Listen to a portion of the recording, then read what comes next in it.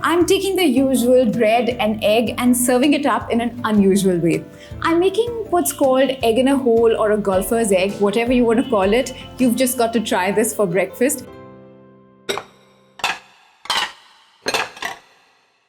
Just take slices of bread like this.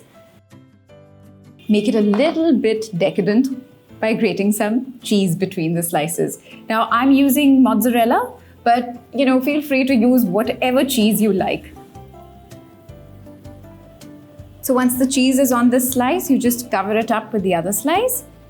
And since this is egg in a hole, we have to cut a hole in this bread. What's really important is to get a hole that's about 2 to 2.5 inches in diameter.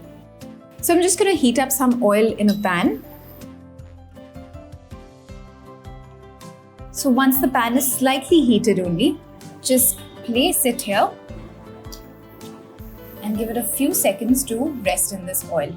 If you feel that there's a little less oil where you're going to crack in the egg, just add a bit more oil because you don't want it going dry.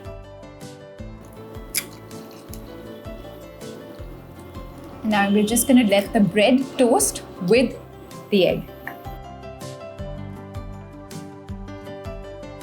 So once you crack this egg into this hole, you have a choice. You could just scramble it up, use your spatula to do that. But I want a fried egg with a runny yolk. So I'm just going to leave it as is and let it cook in this pan.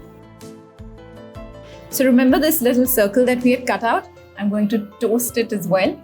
When you move it around in the pan, it just soaks up the oil and becomes really nice and crispy. And I really like this little bit of the circle because it's going to have all the melted cheese.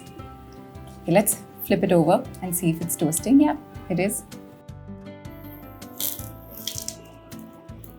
Okay, so now I'm ready to plate this up. So this toasted piece of bread with nice stringy mozzarella inside goes into the pan. Now I'm just going to season it with a little bit of pepper